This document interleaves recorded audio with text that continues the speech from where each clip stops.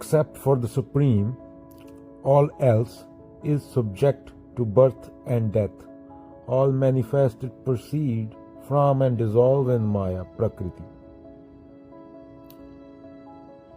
जीवन की स्थिरता के बारे में बताया गया है। प्रकृति में सब कुछ बदलता रहता है, जो नहीं बदलता वो तुम हो। सिर्फ सत्य स्थायी है, बाकी सब आना जाना लगा रहता है। ये गूगल पे अभी बर्थ क्लॉक और डेथ क्लॉक लगा के देख लो। 1 माइक्रो सेकंड में बंदे पैदा हो रहे हैं कितने, और 1 माइक्रो सेकंड में कितने मर रहे हैं। वो रियल है, वो फिल्म नहीं है टॉम क्रूज की। तो बाकी सब अस्थिर है। अकेले उस सत्य को बोल के छोड़ के और उसी सत्य को जानना है और उसके साथ एक हो जाना है। एक बार एक बच्चा समंदर के किनारे बैठा था। क्या? एक बार एक बच्चा समंदर के किनारे बैठा था। वो देख रहा था लहरें आती हैं, लहरें जाती हैं। जाके उसने एक बंदे को बताया कि लहरें आती हैं और जाती हैं, फिर आती हैं, फिर जाती हैं। तो उस बंदे ने बताया उसको, समुंदर मौन है इसलिए लहरें आती जाती हैं।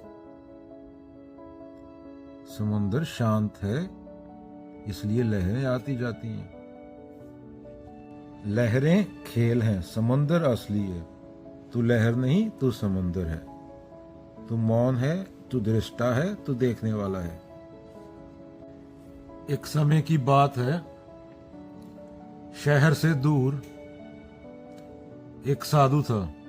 नाम था अनंत। वह किसी पंथ या परंपरा से नहीं जुड़ा था। वह ईश्वर नहीं ढूंढ रहा था, बस तलाश रहा था कि वह सत्य जो पैदा नहीं होता और कहीं मिटता नहीं, वो क्या है।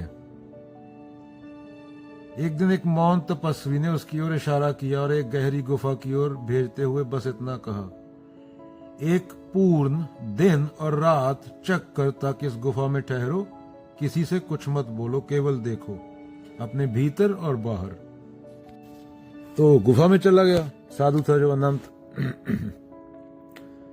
शुरुआत में गुफा अंधेरी थी, फिर दोपहर हुई, रोशनी की कुछ किरणें दीवारों पर खेलने लगी। वह अपनी सांस देख सकता था, अपना शरीर, अपने विचार, सब कुछ रोशनी में प्रकट हो रहा था। फिर रात हुई, सब कुछ वापस अंधेरे में विलीन हो गया। ना कोई आकृति, ना कोई विचार। दिनों तक ये चलता रहा। रोशनी में सृष्टि जागती थी, अंधेरे में सब लय हो जाता था। पर 7वें दिन कुछ घटा। विचार नहीं, अनुभूति, एक स्पष्ट देखना। जब रोशनी आती है संसार पैदा होता है, जब अंधेरा आता है सब फिर लीन हो जाता है। पर जो दोनों को देख रहा है वह कभी प्रकट नहीं होता और कभी लय नहीं होता।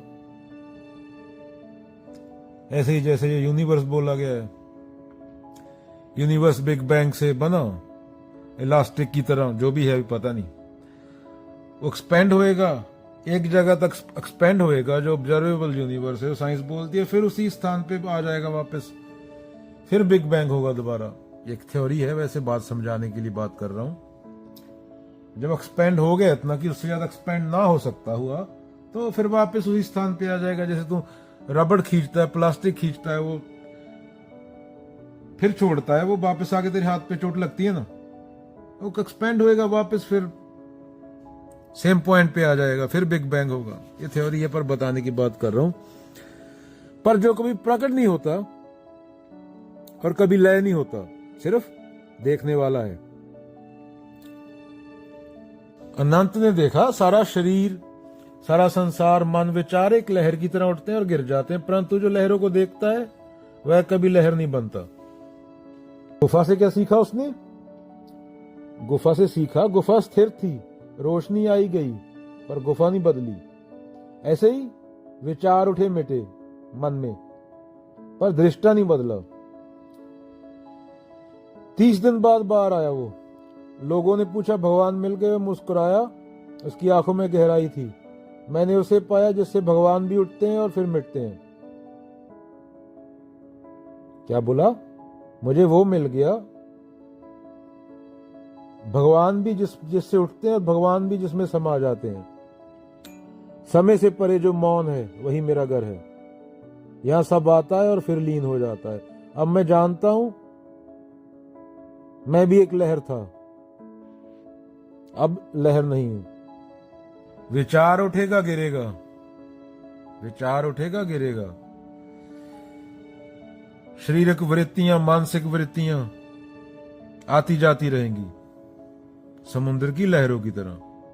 शीशे के सामने खड़ा होगा, आईने के सामने खड़ा होगा, आईने के बाहर का सामान बदलता जाएगा और वैसे ही आईने के अंदर जो दिख रहा है वो बदलता जाएगा, पर आईना नहीं बदलेगा।